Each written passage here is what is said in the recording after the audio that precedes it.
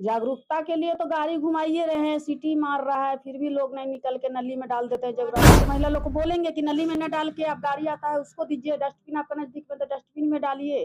घर साफ कर लेते हैं, रोड नली को आप लोग गंदा कर देते, तो किसका रोड नली है? आप ही लोग का रोड नली है, आप ही लोग चलिए। नमस्कार, मैं हूँ श्रेया और आप देख रहे हैं लाइव लगातार। जैसा कि हम सभी जानते हैं कि नगर निकाय चुनाव जो है 3 वर्षों बाद हो रहा है, लेकिन फिर भी जो चुनावी हलचल है वो बिल्कुल तेज है।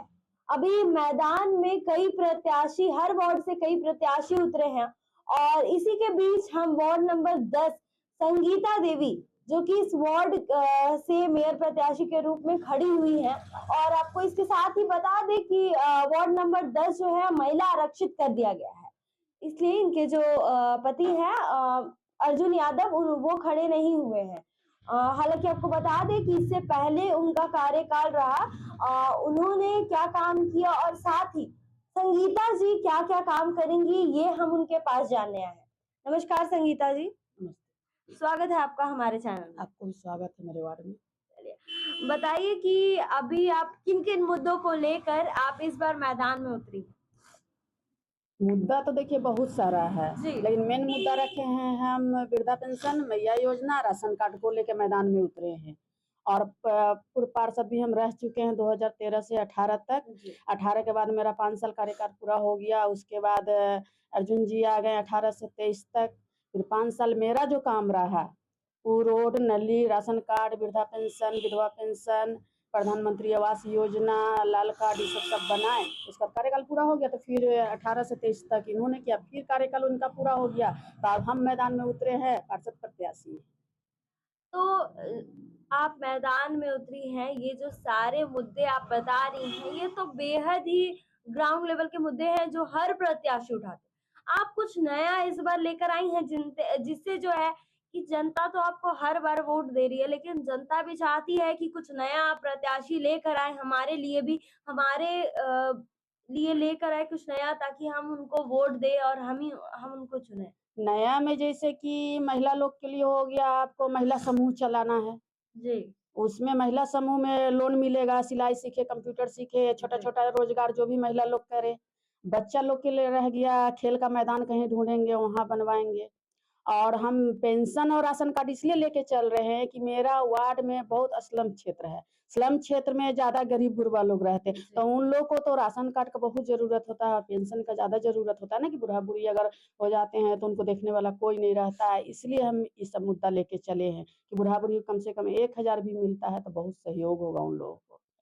अच्छा, बताइए कि आपको क्या चुनाव चिन्ह मिला है? चुनाव चिन्ह डबल रोटी मिला है।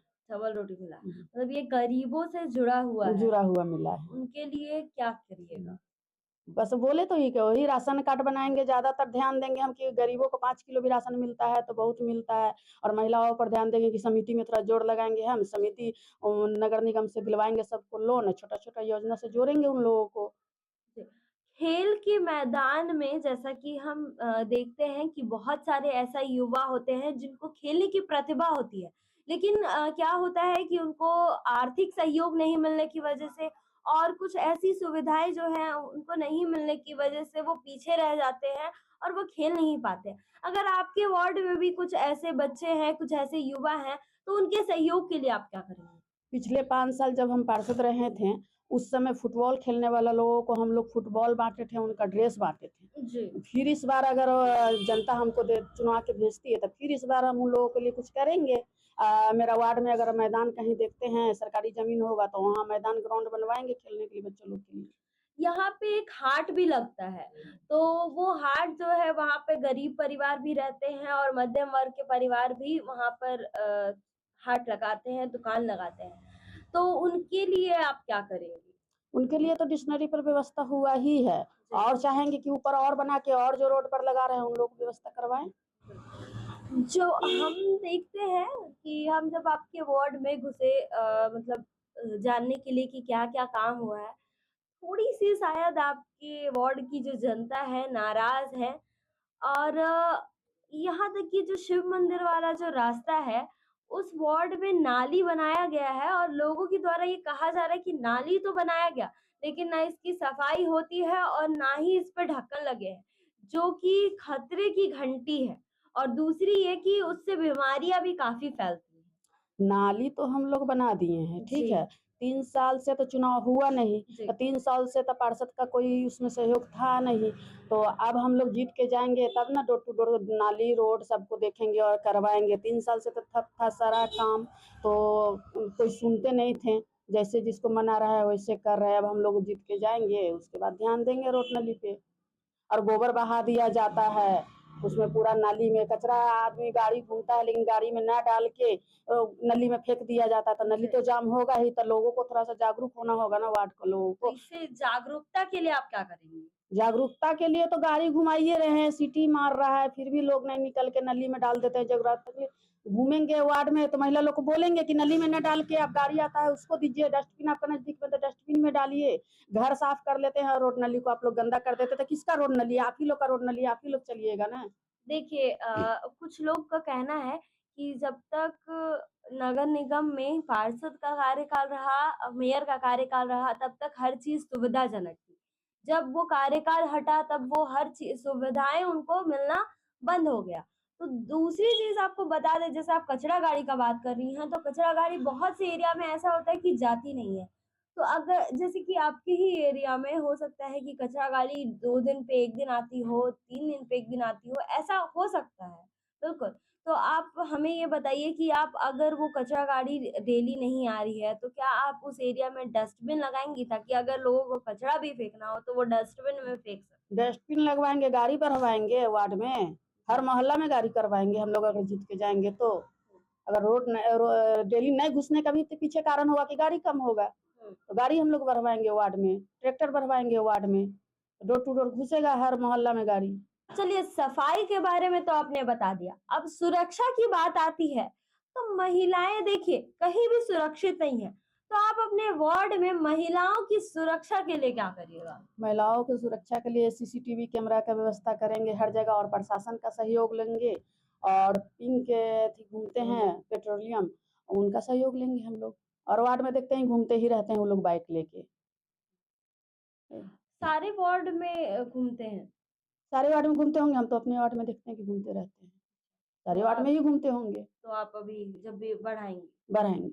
क्योंकि देखिए ये जो एरिया है कोकर वार्ड नंबर 10, ये एरिया जो है यहाँ पे स्टूडेंट्स काफ़ी रहते हैं और लड़कियाँ जो है वो जॉब भी करती हैं। वो आना-जाना करती हैं। हो सकता है कि ये एरिया में पिंक पेट्रोलिंग नहीं घूमती हो, क्योंकि मैं खुद इस एरिया में रहती हूँ तो मैंने कभी पिंक पेट्रोलिंग तो नहीं देखी है मैडम। नहीं घूमते हैं, हम तो देखे हैं। नहीं घूमते तो उनको बोला जाएगा कि घूमिए, हर हर मोहल्ला में घूमिए आप। आपका काम क्या है? सुरक्षा देना ना। जेंट्स हो या महिला हो, सब कहीं कुछ हो तो वहाँ पहुँचना आपका। बोलेंगे हम लोग भरवाएँगे उसको। तो सीसीटीवी जो कैमरे जो आप लगवाएँगी ये किनके अंडर होगा? ये आपके अंडर होगा या प्रशासन के अंडर काम करेंगे? प्रशासन ही ना लगवाएँगे, प्रशासन के अंदर होगा ना। हम लोग वहाँ से आवाज़ उठाएँगे, लगवाएँगे, प्रशासन देखेंगे उसको। अच्छा बताइए अब जनता के लिए क्या संदेश देना चाहेंगी? क्योंकि अब आपने सारी चीज़ों को बता दिया है कि आप महिलाओं के लिए करेंगी, युवाओं के लिए भी करेंगी। तो अब जनता के लिए क्या संदेश है? जनता को यही संदेश देंगे, 23 तारीख को चुनाव है, एक मौका फिर हमको दें, जो भी काम बचा हुआ है फिर से करेंगे और बढ़-चढ़ के 23 तारीख को वोट दें अपना, अपना मोहल्ला और वार्ड का सरकार चुनें। तो सुना आपने, यह थी संगीता देवी वार्ड नंबर 10 की प्रत्याशी। अब इनका कहना है कि महिलाओं के लिए भी करेंगी और साथ ही गरीबों के लिए भी करेंगी। इनका एक मुद्दा है कि जैसे कि इनको डबल रोटी जो चुनाव चिन्ह मिला है, तो इस पे यही काम करेंगी कि जो गरीब हैं उनको राशन दिलवाना और ज़्यादा से ज़्यादा गरीबों को राशन मुहैया करवाना। इससे जो गरीब स्लम एरिया के जो गरीब हैं उनको राशन मिल पाएगा और जो गरीब होते हैं, उनको क्या होता है कि बहुत समय राशन नहीं मिलता है जिसकी वजह से उनको दर-दर भटकना पड़ता है। तो इनका यही मानना है कि हम ज़्यादा से ज़्यादा लोगों को, ज़्यादा से ज़्यादा गरीबों को, अपने वार्ड के गरीबों को राशन मुहैया कराएँगे और साथ ही युवाओं पर भी और महिलाओं की सुरक्षा के लिए भी इन्होंने इंतज़ाम कर रखा है। अब देखना यही है कि इस वार्ड की जनता किसे अपना पार्षद प्रत्याशी का ताज देती है। तो अब इसके लिए 27 तारीख तक का वेट करना होगा और बने रहिए हमारे साथ। और भी जो अपडेट्स होंगे हम देते रहेंगे आपको कि जनता इस बार किसको अपना ताज दे रही है। ऐसी ही खबरों के लिए बने रहे लाइव लगातार के वीडियो को लाइक करें, सब्सक्राइब करें और बेल आइकन को दबाना न भूलें।